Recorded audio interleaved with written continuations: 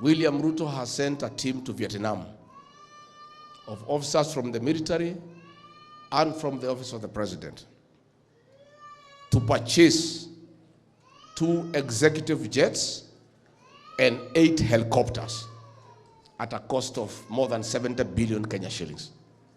When our children are at home, when hospitals have no medicine. SHA is a scam. William Ruto and Aden Duale have purchased their own machines. They have put in every hospital in Kenya.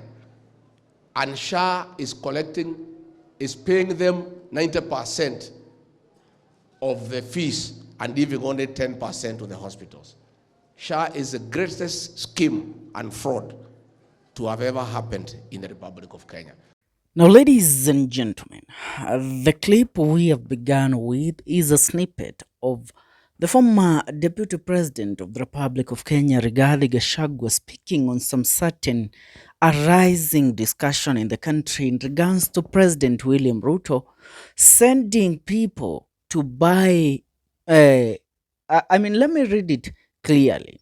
Ruto is said to have sent a team to Vietnam of officers from the military and from the office of the president to purchase 2 executive jets for the president and 8 helicopters at a cost of more than 70 billion Kenyan shillings when hospitals have no medicine. That is what Rigathi Gachaguas said.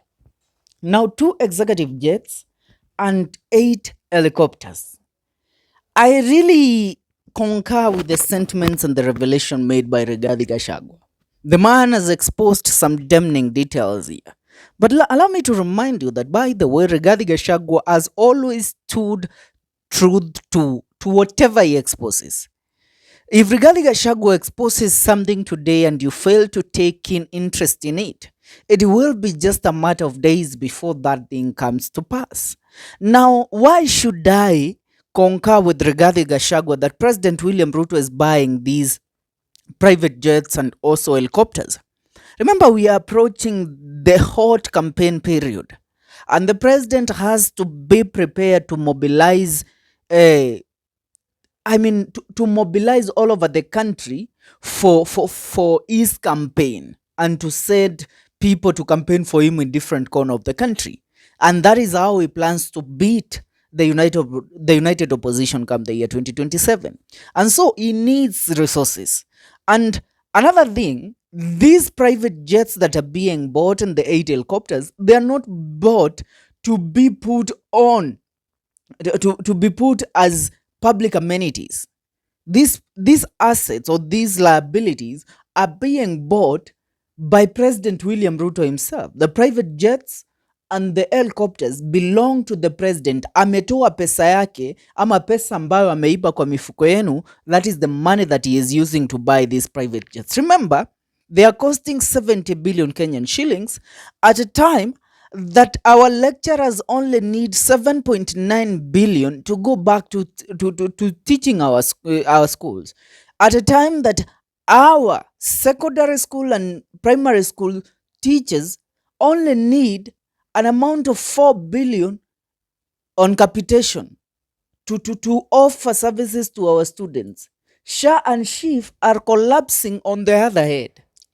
But Ruto has the guts of pooling resources of about 70 billion Kenyan shillings to buy 2 executive private jets and 8 helicopters.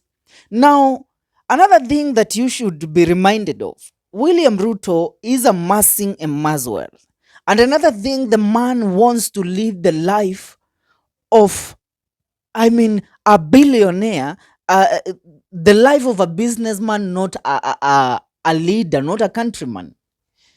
Remember, about 1 month ago, news broke that after 3 decades of faithful service, the Kenyans presidential aircraft Arambe 1 was set to be retired following its final maintenance stint in the Netherlands, marking the end of an era for the aging Fokker 70 that has transported 4 heads of state across African skies. The Defense Cabinet Secretary Soipani Tuya confirmed that the 30-year-old aircraft which was currently undergoing maintenance, which would be its last maintenance cycle at Focus Services Group warehouses, where it will remain for 1 year before returning to Kenya in 2026. The decision to retire the jet comes after repeated mechanical failures and safety concerns that have disrupted presidential travel on multiple occasions. But let me ask, was this not the same jet that ferried Mwai Kibaki? Was this not the same jet that ferried Uhuru Muigai Kenyatta? Was this not the same jet that worked with the whole reign of the late President Daniel Toroitich Arap Moi? So how comes that when it is time for it to serve William Ruto, imekuwa na shida all of a sudden, and it requires to be, it requires to be maintained or to be retired? And that's some excuse, because the military itself, the budget of the military will be cut to fund the current aircrafts that are being bought. The eight helicopters and 2 executive private jets. And that is why people like Soipani Tuya were put as the cabinet secretaries in the Ministry of Defense, because William Ruto has them wrapped up around his little finger. Anything he wants them to do for him, they will do. Now, going forward, the decision to retire the jet came after repeated, they said, mechanical failures. Oh my, the prayers of the people of the Republic of Kenya. The writing was on the wall for Harambee 1 during a February 2025 East African Community and South African Development Community joint summit in Dar es Salaam, where the aircraft is said to have developed mechanical problems just as President William Ruto was preparing to depart.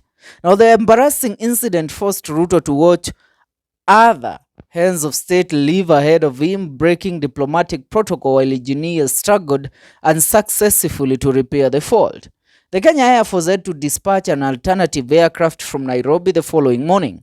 This was not an isolated incident. During a trip to Switzerland, the aircraft hydraulic system developed a leak shortly after takeoff from Nairobi, forcing pilots to make an emergency landing in Cairo.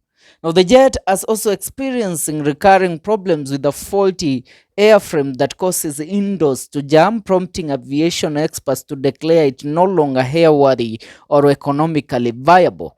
Focus Services Group, which manufactures spare parts for the Dutch-made aircraft, has advised Kenya to retire the jet as maintenance cost has become unsustainably expensive. Now, the challenge is compounded by the scarcity of spare parts for the Focus 70 extended range model, of which only 47 were ever produced before the original manufacturer collapsed in March 1996. Kenya acquired Harambee 1 in December 1995, just months before Focus bankruptcy during President Daniel Arap Moi's administration. Now, the aircraft has since served Presidents Moi, Mwai Kibaki, Uhuru Kenyatta, now William Ruto, becoming a symbol of Kenya's sovereignty in international diplomatic circles. The Focus 70ER was designed primarily for short-haul flights with a maximum range of 3,850 kilometers, meaning long-distance presidential trips require fuel stops that had significant costs and logistical complications. Now, if we are supposed to dig deep into this, you will find that even if they are claiming that the presidential jet had some mechanical problems, but the truth be told, it cannot be compared. Maintaining that aircraft cannot be compared to the 70 billion that is being used to buy new aircraft for President William Ruto. Ladies and gentlemen, what is your take in regards to this spending spree by President William Ruto? Leave a comment on the comment section. See you in our next video. This is the Kenyan Daily Report.